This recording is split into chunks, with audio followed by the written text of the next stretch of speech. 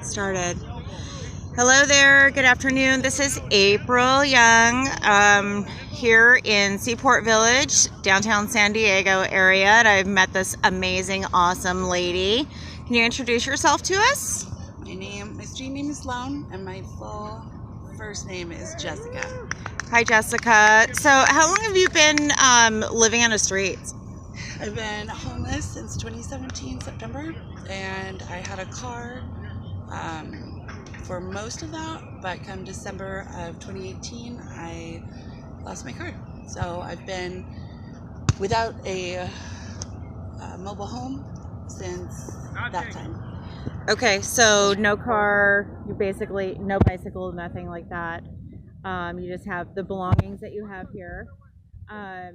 So, like, tell me about your life before you got on the streets. Like, kind of, what did your life look like? Well, while I was in my car, I lost my family. It's a really long story that I don't really want to Get into. Okay. But And you have when kids. I lost my family, I lost my whole will and reason for continuing, and I got admitted to a hospital, and I stayed under lock and key for almost half a year because I didn't want to continue. I had no will to live. Okay. So you have children.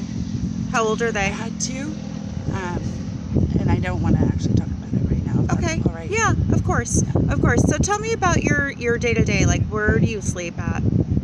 Presently, I am in transition. I stay on a sidewalk patch outside of a local business, and that sidewalk patch is one where other people stay as well.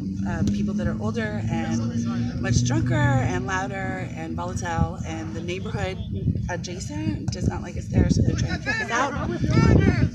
From night to night, but around 5:30 every morning we get rousted and threatened with encroachment. Okay. And So the police come and throw you out, so you're dead sleep and you have to get up and get moving. Yes. What do you think is like one of the number one struggles that you deal with on a day-to-day basis? Tell me some of your struggles. There's basic struggles like toiletries, like Yeah. tampons and things that as a woman, like it's not readily made available, like it's not a part of the hobo-tastic like community services. Okay. Never heard of hobo-tastic, but that's a good word. Yeah, I do a lot of hobo talk, and people don't even use that word. Okay. Anymore. But that aside, So it's basic toiletries like tampons. That's outside of that is for me the part that I struggle with, and then kind of choose to address on a daily basis as this. We're in a different class, and certainly we have all of us come with different stories. And some are working the system, as I told you earlier. I don't collect any government assistance of any kind. I don't get subsidies. I don't. I can't even panhandle because I don't do it well. Like I'll make a dork out of myself. I just don't ask. It's hard. So how do you get money for food? I mean, how do you eat? Well, it kind of both. So the first answer that I was going to give you, I didn't fully run it off, and it's that answer too. So perfect timing. Okay. So the way I eat and there's a class system. So in a hobo world, like we're right up against a very nice part of the downtown area, one in which it's beautiful here. There's a cheesecake factory. People that can buy Cheesecake Factory can afford shoes and insurance for their cars and their personal items in their homes. Many own homes, and we do not. And there is this constant level of disgust that kind of comes into my world on a daily basis, not across the board, and certainly it's even generalized. Like it's not like the majority is not disgusted with me, but it is something where I feel driven to kind of speak to them with as much love and God as I have at heart in that moment, whether it's calling out the attire they have, their beautiful children or dog, or what a wonderful day, and when they choose not to, when they look dead in the eyes and then choose like I'm not talking to this woman, or look back down at their phone like, wow, I was not even Right. expecting Kind that. of hurts. Well, yeah, it does, but that's when I address, kind of like, sometimes I'll keep talking, I'll say, oh wow, no, I think it's beautiful too. Like I'll do it in a way where it's not caustic. I'm not hitting them. I'm saying I'm still here. Like you don't So have to look do at they me give as- you food or like how do you- Some people do. Some people have even given me money. Bless their hearts. Like I Yeah. am always fed. I'm always fed. I've always had clothes. I've never lost all my clothes. And despite my disgust with violence, I have been regularly approached for a couple reasons to be a hooker. I've never had to hook. I've never agreed to. Have you ever been hurt out here on the streets? Has anybody ever hurt you? Mm-hmm. Okay. Have you been attacked? Because that seems Yeah. to be something that's pretty prevalent amongst women that are homeless, is that fear of being attacked or raped or recruited into prostitution. Those are the three biggest things that I hear from women, and the lack of toiletries.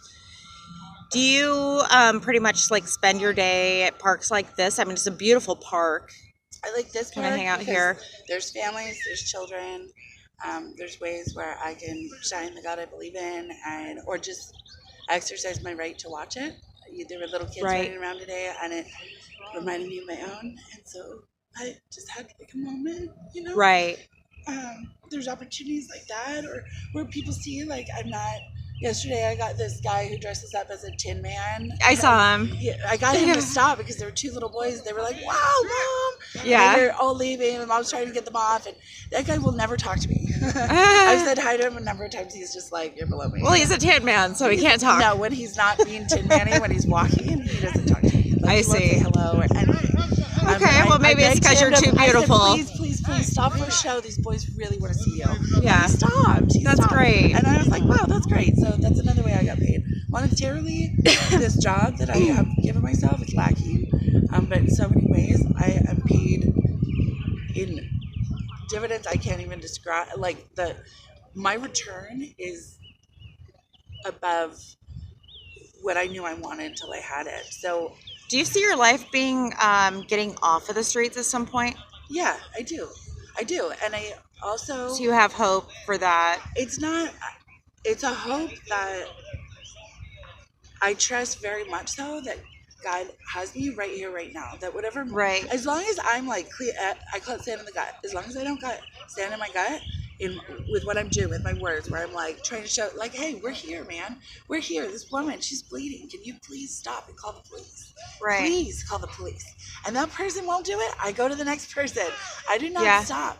I have been approached to be a hooker more times than I can tell you. My highest night for just outright hooking, like guys coming up to me throughout the night, is 5 guys one night. Wow. 5 guys, 3 dicks, 1 dick twice, and I had to threaten to cut it off. The 5th guy came in with a soft, like, hey, let's hang out. Let's smoke a little. Let's, be friends. I don't want that. And then once we smoked, then it was like, do you feel sorry enough for me to be, to give me your vagina in your mouth? And Wow. it was just this, like, wow, thank you. Very creative. Thank you, but no. Yeah. Right. I've been abducted. I have stood up for what's right, and I refuse to hide. As many women, like, as you go deeper into downtown, even here, like, you'll see there are women that have lost their fucking minds because Right. we're 1 out of 10. We're for every 10 men, or it's either 10 people, 9 are men, and 1's a woman. The statistics are either 1 out of 10. As far or as homeless goes? 1 per 10, yes. Okay. As far as women to men in this city, as far as I know. Right. And a majority of those women are batshit crazy. Some outshowed, like, you can see them. They hide in clothes, like, Right. don't look at me. And that's what I've been But pushed that's to not do that. you. I You're have put on more lipstick, and I've showed my boobs more, and I've created more freaking assault weapons. Like, this So you've one's got an straight up. axe. That's I great. figured out how to pop somebody in the eyeball with a dog chain. I've Right. created, like, I have... Well, you have to protect yourself. I do, but You more do. than that, I feel if I put on a really good show and you Right. see in my eyes that I, like, don't even think I haven't lost everything. Everything's gone. Right. So you're going to take this. This is mine. You don't get my soul. You don't. Right. people will see that and back the hell off. Absolutely. And Like, don't get me when I'm down. That, like, beware of the woman who's not, like, I'm not gonna, I'll put lipstick all over my face. Right. And I will champion, I want the other woman to see me. And it's Sure. too, I mean, it's hard too. Like, So do you see like more and more like new homeless women coming out? I mean, do you see? I saw one the other day. Like, I don't see a huge amount. Okay. It's mostly men, See a lot of typically. men. Do you think a lot of the homelessness here in San Diego? They'll get a boyfriend, Yeah. or they'll get a pimp, Right. or they'll get assaulted and they'll start hiding, and they'll Got stay it. in like fetal Corners Yeah. and stuff. Okay. That's been my experience. So, look, what do you do for fun? This is pretty fun. I find Yeah. my fun in every day. Like, I will help animals. I will make people laugh. Sometimes, like, with that dog chain, if I can get a dog chain, I will show you what this girl can do, because I Yeah. can dance with that shit. You can show me and- tomorrow when I Oh bring my your gosh, goodies. if we could get one, I would. You're so cry. funny. That was my favorite weapon, because I could dance with it. It felt empowering. Right. It would extend out, and I realized, like, a month and a half in, like, I got to be able to catch the return on this. Like, if I hit some, I put Right. bolts on a piece of metal at the end of the dog chain, so it became like a cudgel, like a small cudgel, Mhm. and I could throw it out, but I had to be able to take it. Like, if I'm gonna fight, this shit's gonna hit me. So, Right. I mean, I've bled on my face. I knocked myself out with that thing, but I can fight with it, and I could dance with it, and I was empowered, and I was bringing this up because. So, Oh, I would do it on the boardwalk. I would dance for people and then follow them. Like, I've never hit anybody but myself, by the way. But I would follow them, like, at their pace. I'm really good with rhythm. you're so So funny. I did that for fun until I lost. Somebody stole it. Do you like music? Love music. Or what's your favorite band? Style presently is Haitian. Tribe Called Quest, 1990s only. Nothing after 2000, notwithstanding Q-Tip in his own right. De La Soul, same period, I think 1995 to 2000. Bossa Nova is one of my all-time, like, Astrud Gilberto and Antonio, Carlos Antonio Jobim, or Antonio Carlos Jobim. His voice is like melted honey chocolate dipped in my soul. It's so good. And Carole King, I love her. But Haitian Fusion, like Arcade Fire, their Reflector album. Kind of take you away from like feeling like you're homeless when you're listening to that too. Like, takes your problems It away doesn't take my temporarily. problems away. It Well, makes me exercise my right to enjoy myself in Yeah. the problem. Right. Which is empowering. Because the problems don't go away, right? No, they don't. And they get bigger. We Yeah. get older and it gets more complex. It also gets lonelier. The more you grow, the more you find other people don't necessarily want to. And when you stand up and you say, hey, this isn't okay. Like, you doing this to me? Fuck you. Fuck that. Fuck him. That child should be safe. Or Right. this guy should have never abducted me and was going to steal money from this old man who couldn't see. So I called the only backup I had. And it's my right to do that. When you stand up Right. for your stuff like that, other people sometimes, and more often than not in my world, I become kind of like I'm vilified and ostracized. I've been ostracized and stolen from in retribution, and I've refused to buckle. Like, even with my tears flowing and feeling hurt beyond all compare. And you I'm have saying, faith in like, God damn too. you. Like, I'm so hurt right now.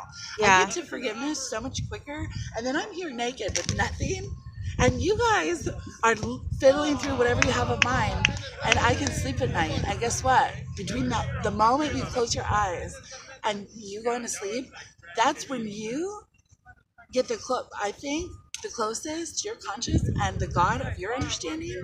I would hate to live there if I was you, and I'm so glad I don't. And I'm Right. sorry. I've eventually become sorry for you that you have that, and that for that you probably have to drink a lot, or you have to do something to make it go away. And Right. you collect in there. You collect in that dirt. I don't have that dirty spot. I have stuff that I haven't fixed. I have people that I got to mention. I think we all do. Yeah, I've Yeah. mended stuff, and there's other people I'm like, fuck that, I'm never mending that.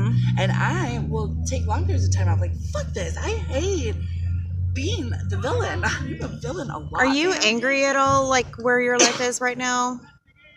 Are No, you kind I'm of, not you're angry. happy with I'm the fact that you are kind of free and that you do have faith in God and, I'm not angry. I'm That's good. passionate for sure. Right. And I'm angry. I'm getting my mouth around this relationship. I was like, I dated somebody for a hot little minute, Mhm. and he turned out to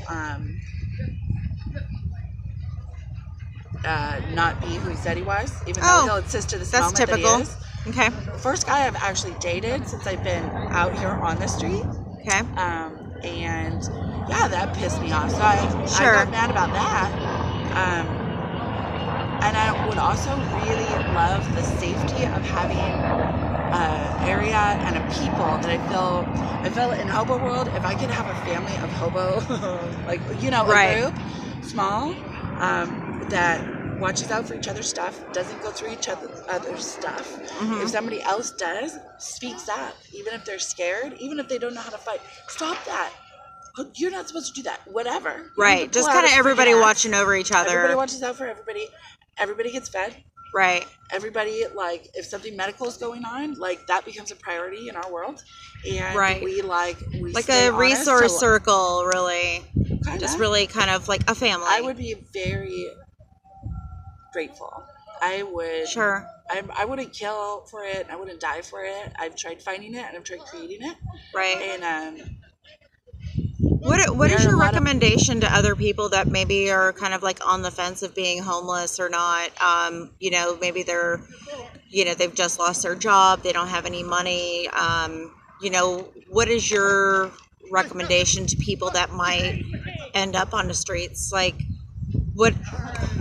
Okay. How do you Well, keep your sanity out I here? have so much. I have so much I could say to that, but I guess probably first and foremost, and speaking to women primarily, because Yeah, that's what this is all about. and that's always where I'm trying to like make a diff. Mhm. Is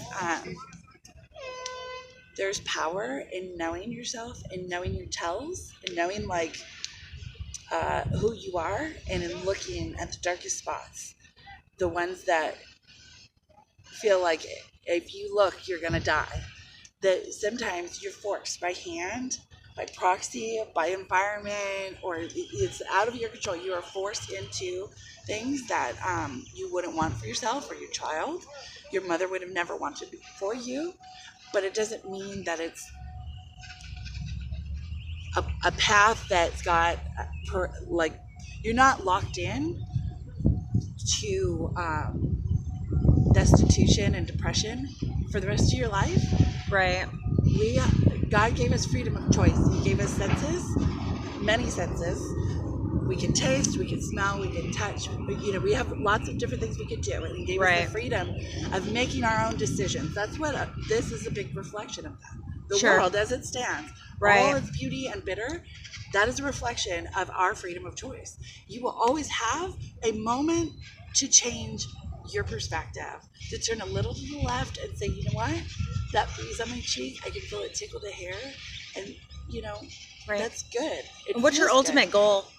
Like, what's your Real quick, ultimate I'm not plan? Finish those. So I'll wrap Yeah. it up. I'll keep it. So we always have a moment to say, I am so dead inside. I don't know how to continue. But in a moment, you could say, I'm going to pull out a mustard seed of something I got in there that is, it's a good thing. It can create an amazing plant that you can eat. I'm going to take out my little mustard seed, and even though I don't have a garden anymore, I'm going to look at it and I'm going to make sure it's fed as much as it needs to, or it feeds me in a way where a little beauty comes in. And some of my darkest hours, I've had an amazing old woman walk into my life, going to a casino. I'd been attacked, attempted pimpery, followed by 2 heroin junkies that were trying to steal what I had, and I couldn't return any of the high-end stuff I had bought before I lost everything. And in that day, and it was awful, and there was more awful than even that, and all this shit I was carrying around.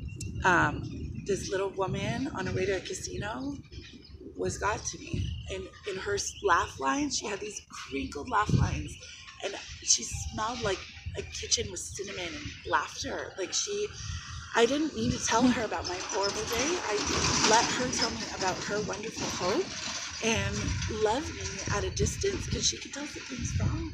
So she gave me water. She split a tissue in half and shared it with me. It was the best gift I got. It was beautiful. That week. Those moments are always there. In a moment, you can pick one up and you can say, I'm going to find beauty in this for right now. Because look at it, that is dark enough. I can look there anytime.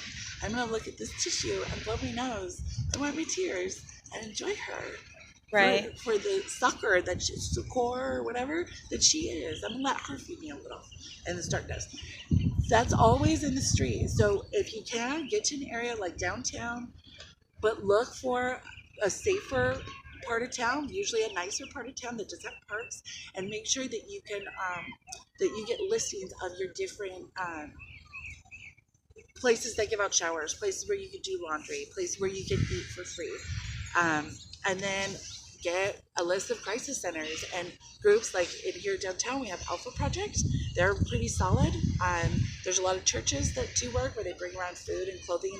Alpha Project is non-denominational here in San Diego, and they have tents where beds become available here and there. You get on a waiting list, you can go in, and they have additional resources as well. So try to get to a place where there's resources. There are resources out there, and you know, as far as, you know, what's your time frame? Like, how long do you see yourself being on the street?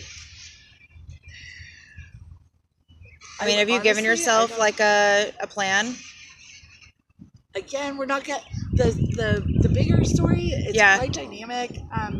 Right now, I'm just kind of writing the best path I can towards doing what I feel is my job or my best purpose of any given day. I don't know that I don't see a long-term issue of being homeless. I feel like it's gonna stop when it's time to stop. God wants me to move past. Right, I agree with that.